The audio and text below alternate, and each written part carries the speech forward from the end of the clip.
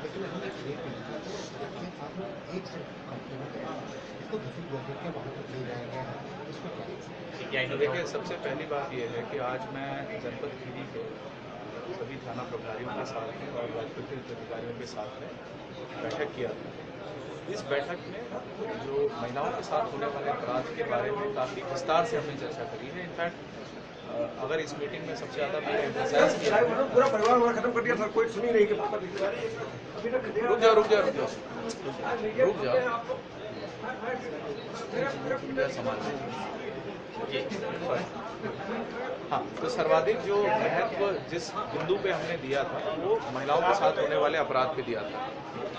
मुख्य बात यह है कि हमें जो सेंसिटिविटी होनी चाहिए वो सेंसिटिविटी अभी हमारी पुलिस की उतनी नहीं है। इसमें बिहेवियरल ओरिएंटेशन की आवश्यकता है। और जिस घटना के बारे में आपने चर्चा करी है, थाना भीरा की घटना, जिसकी पीड़िता के साथ में जो व्यवहार हुआ है वो निंदनीय है।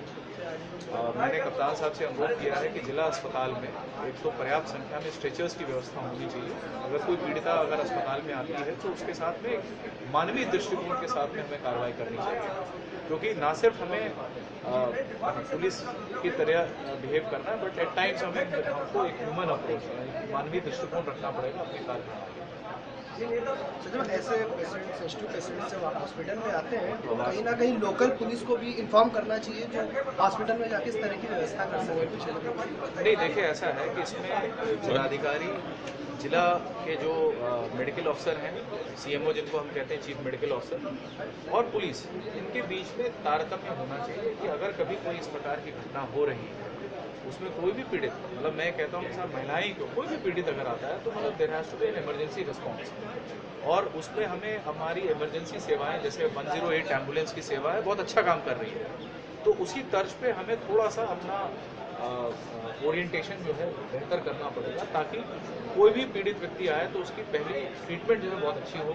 ताकि उसकी जान बच सके। और अगर हमें मेडिको लीगल कराना है तो मेडिको लीगल टाइमली हो, ताकि जो एविडेंस हमें कलेक्ट करने हैं साइंटिफिक एड्स, वो प्रॉपर तरीके से कलेक्ट करें। सर आपको नहीं लगता सर एक हेल्पलाइन नंबर पत्रकारों के लिए भी होना चाहिए?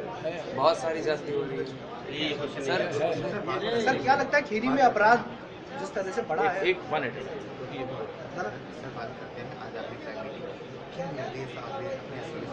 देखिए, सर्वप्रथम तो हमने ये कहा है कि जितने भी थाने पे आने वाले व्यक्ति हैं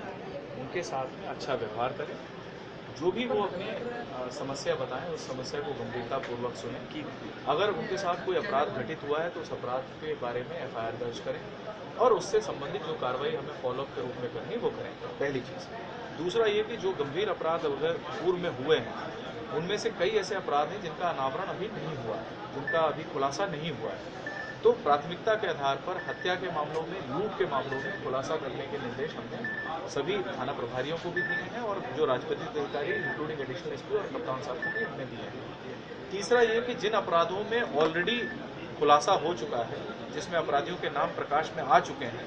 उन अपराधों में अपराधियों की गिरफ्तारी प्राथमिकता के आधार पर अगले 15 दिन के अंदर, 1 महीने के अंदर अवश्य होगी। इसके अलावा जिन केसेस में चार्जशीट लग चुकी है वो केसेस न्यायालय को शीघ्र अतिशीघ्र प्रेषित किए जाएं। लगभग 2500 केसेस हैं जनपद खीरी के, जिनमें अभी चार्जशीट जो है वो नहीं पहुंची है न्यायालय तक, तो उनको हमने सीओस को हिदायत दी है, सख्त हिदायत दी है कि इन चार्जशीटों को न्यायालय को प्राथमिकता के आधार पर प्रेषित किया जाए। महिलाओं के साथ होने वाले अपराधों के बारे में मैंने विस्तार से आप लोगों से चर्चा कर ली है। इसके अलावा पुलिस लाइंस और पुलिस ऑफिस, ये हमारी बहुत दोनों महत्वपूर्ण इकाइयां हैं, इनके कार्यकुशलता को और बढ़ाने के लिए जो भी कदम उठाने हैं एसपी साहब के लेवल पे, एडिशनल एसपी साहब के लेवल पे, उसको हमने बढ़ाने के लिए कहा है। Thank you very much. Ajit साहब, आपने भी यहाँ गैंग उनसे बात की ऑफिसर से जो